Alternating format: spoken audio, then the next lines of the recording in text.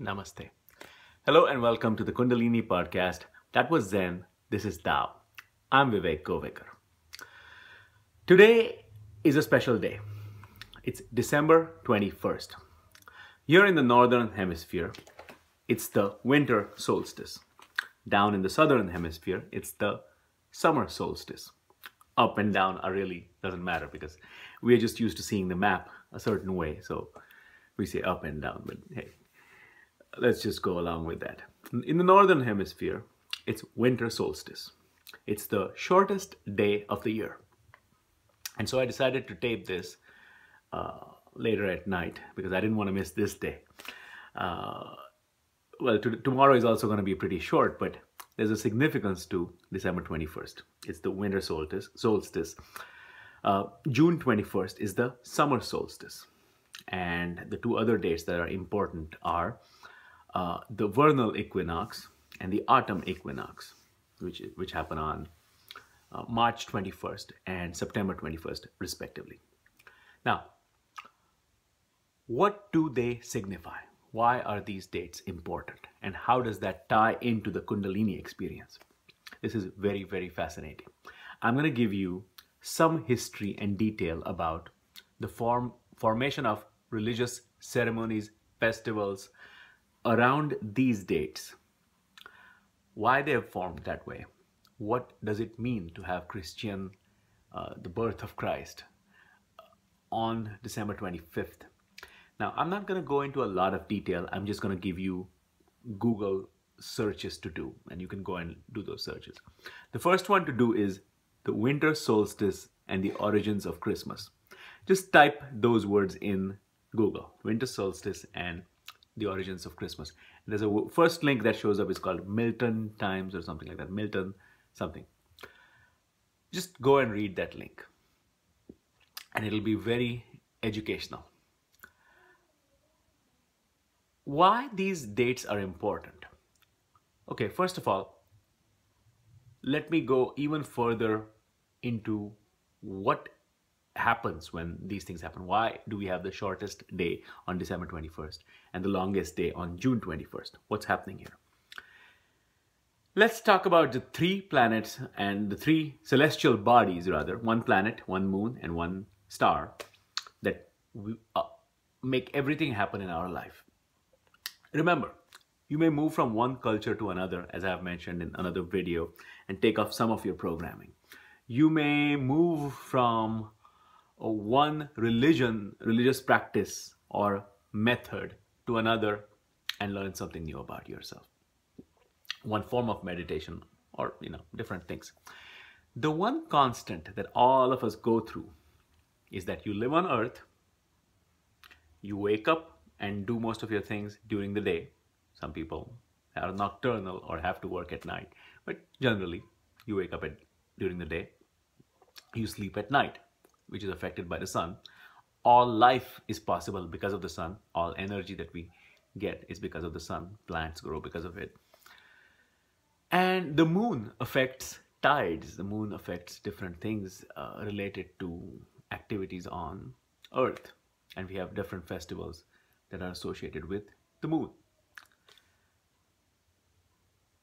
These three are constant. You cannot deprogram yourself out of those. You're a human being, you have evolved, and your entire race, your entire species, and every species on the planet has evolved. And these celestial bodies have had the same interplay. There's eclipses, there's the waning moon and the full moon. Sun goes down, sun goes up. Days get longer, days get shorter. Same cycle follows over and over again.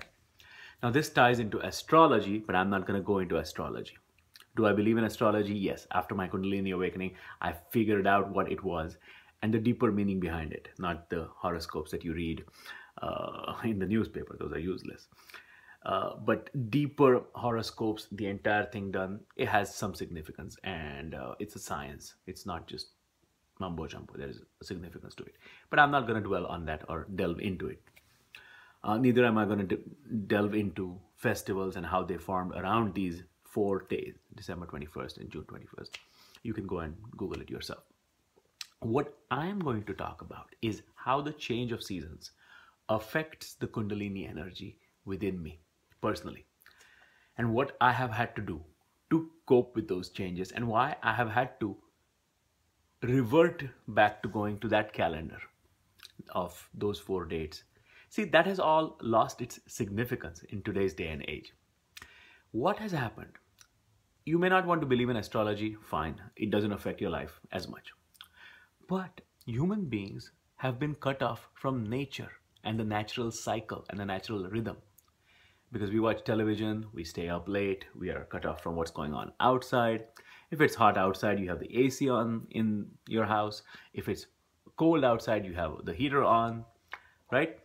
So these have just become routine, insignificant events. You just follow something.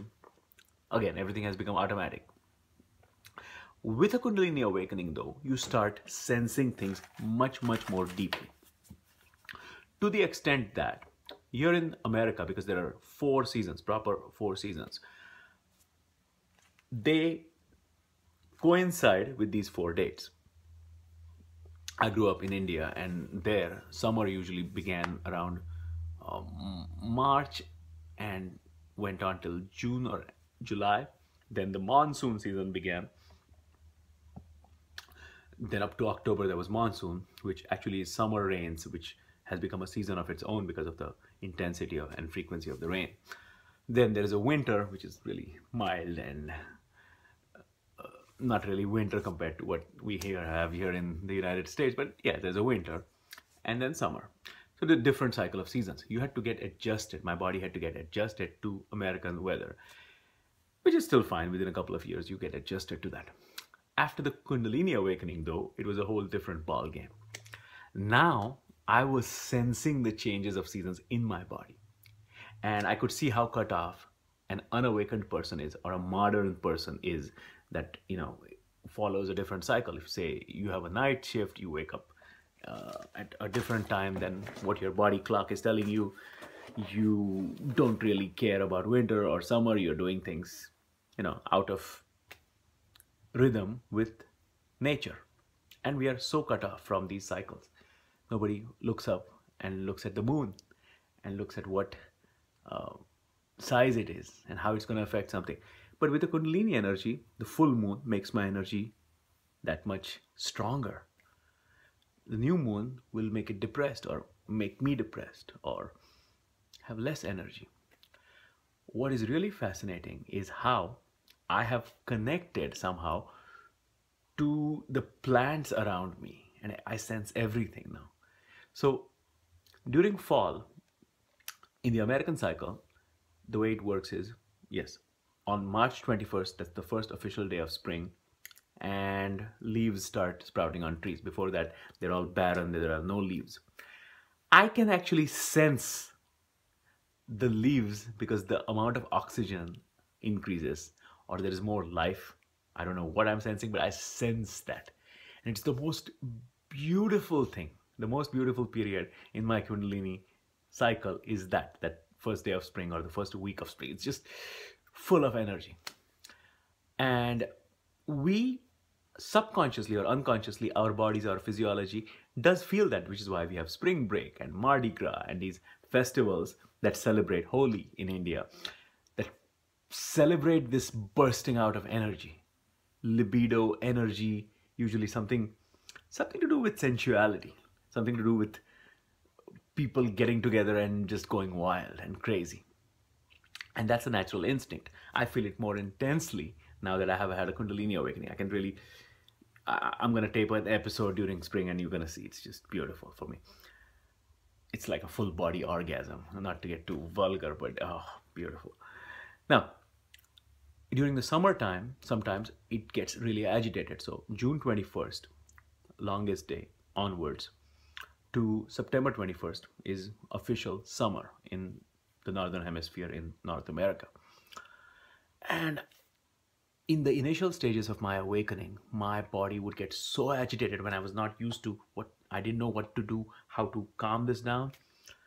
It was really troublesome and bothersome. So it affects the season and change of season and all that heat, all that long days with lots of sun and leaves on trees. makes it more agitated. I had to learn to cope with it. September 21st, when the leaves start falling and slowly the energy goes down, and I would go into a depression. This time I have managed finally, because in the summer, if the energy is agitated, fine, I can go out and do more activities. And once the wild stage is gone, once I've calmed myself down, I'm more active and I'm doing more things. Nothing wrong with that. And you put the energy to good use. But once the leaves were gone, the opposite effect of what happened in spring used to happen to me for at least 3 or 4 years. Just now I have been able to cope with it. It's my 8th year of a Kundalini awakening. And because of many things, I have mentioned some of the obstacles, how outside people try to affect, influence me. And all of those things, along with what was going on and me trying to cope, along with taking supplements from the Biology of Kundalini website and just trial and error, managed to calm myself down in summer and be more enthusiastic in wintertime when this depression happened. This time I think I'm okay because I've figured my whole cycle down. But it's that important. Cycle is that important. And people cut off from this reality. If you start paying more attention to nature and your bodily cycles, and your diurnal cycle and rhythms, circadian rhythms, you'll benefit from that as well. Keep rhythm according to nature as much as possible, as much as it can fit into your day-to-day life. Understand the cycles of the moon, understand the seasons and how they're significant. A farmer's almanac comes in very handy sometimes. You start figuring out why festivals are clustered around some things. Why, like I mentioned, Holi, Mardi Gras, spring break, or any fun festival. You won't find a festival which is similar to Christmas around spring break time. You won't find a festival related to the harvest around summertime, naturally, because all the harvest festivals are going to happen around November or so, October, November, around that time, right? So these things matter more than just as something to do as a ritual or go out and buy something in a sale or a Black Friday sale. They matter to your body, and especially with the Kundalini awakening, they become that much more emphasized in your day-to-day living and how you feel these energies inside you and outside you. It's a fascinating thing. So this winter, because through my meditation, through taking supplements that are boost your mental alertness or mood enhancers, nothing illegal, just supplements that you get in a pharmacy, not even prescription drugs. And you can find a list on biologyofkundalini.com. So I have managed to do that. I've managed to cope with it and cope with the depression that comes along with the winter time. But initially it was very, very tough. So these are some of the things I wanted to mention and talk about related to the seasons, to the changing of seasons. So if you can investigate, go do a Google search about festivals, about how the calendar affects you, affects your life. And this is one way of getting closer to nature, understanding cycles, wanting to be closer to things as they are supposed to be and not artificially imposed. Artificial light ruins our sleep cycle. It affects our body. And that's one more way to be healthier. So that's these are some of the things that I have gleaned from the Kundalini awakening process about nature, its rhythms, its cycles. And now I change my routine according to the date. So now 21st December, I'm going to start doing different things. I'm going to start taking different supplements. Okay. So I hope that was helpful. This is a fascinating topic. If I write a blog post, I'll put a link down there. As always, this is Vivek Govekar saying namaste.